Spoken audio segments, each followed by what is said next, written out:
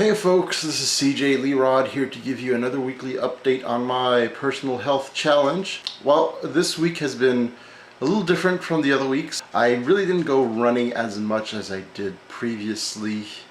I've only gone running twice this week, but I did do a whole bunch of other things such as yard work and a few chores around the house that did require some physical effort. So I'm not calling it a complete wash, but at the same time, well, let's see. I went running on Monday and then again today, which is Friday, and today was pretty rough. I will say that.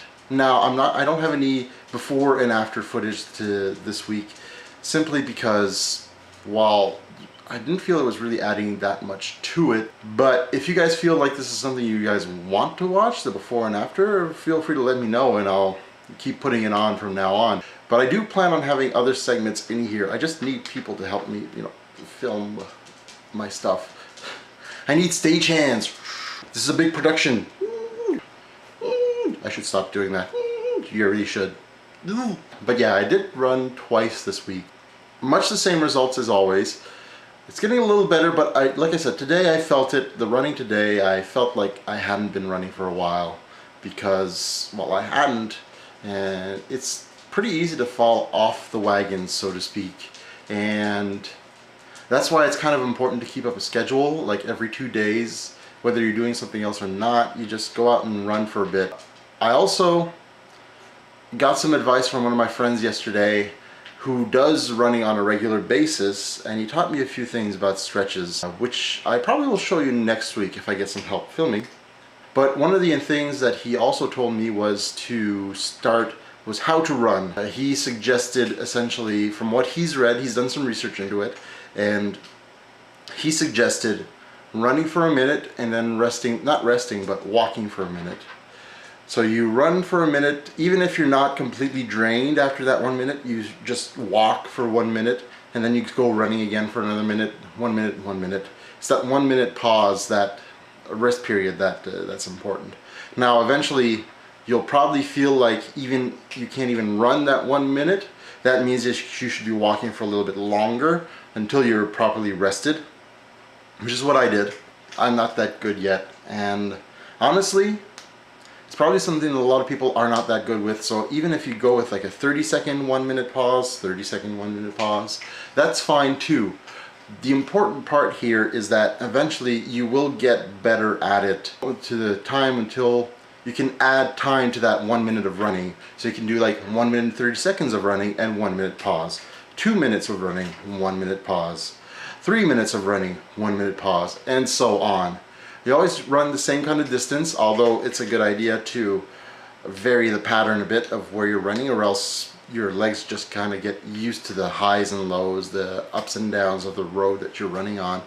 And just go ahead like that. And I'm definitely at the 1 minute stage still. There was a few times today where I just had to stop, rest for even longer than a minute.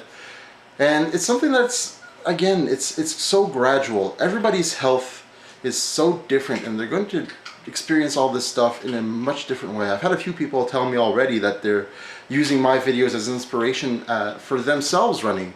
And they might be having a more difficult time, or they might be having an easier time, or the same kind of experience, really. And you're going to have a lot of people telling you, oh, well, you should do this, you should do this, you should do this, you should do this. And you'll get a lot of conflicting information. My advice on this is you do what feels right for you.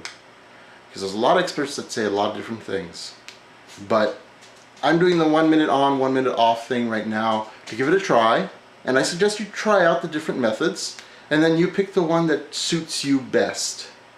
It's better that way because you're not forcing yourself to do something you don't like, but at the same time you're still following the experts' advice, and it's a good thing to do so because you can get injured just by running. That's why it's important to do your stretches beforehand. That's why it's important to take it easy. That's why it's important to learn some different kind of techniques in your running. Who'd have thunk it? Running is a bit more complicated than just putting one foot in front of the other. But yeah, that's my update for this week. Next week I will try to show you guys a few of the different stretches that I do before and after running. Very important to do your stretches before and after. and we'll go from there. Essentially, this whole thing is just like running. I'm doing what feels right and what feels comfortable at the moment, and just throwing things out there, seeing what works, what doesn't. And I'm happy you guys are following me on this and that you're feeling encouraged by my efforts, and I hope it does encourage you to keep going as well, because it's a long road. It's nothing that's super easy to start with, but like I said, the friend that gave me the advice yesterday, he started off pretty much like everybody else. He had a few weight problems and he had to get things under control, and now he runs essentially 16 kilometers a day in about an hour and a half of running, and he's in great shape. And that's something that is attainable for all of us at different speeds, yes, but nonetheless that's something that you will improve on, and that's what I'm looking forward for myself as well. So folks, once again, thanks for watching. Tune in next week for continual updates. And no, I'm not going to show you guys my stomach quite yet, because I'm pretty sure this thing hasn't gone down quite yet, but it will. It'll come down eventually. And besides, my interest here is not necessarily in losing weight so much as it is being more physically fit and being more energetic. So that's my aim, and your aim might be different, but your aim is just as valid as everybody else's, or something like that. Alright folks, thanks for watching, and I'll see you all next week.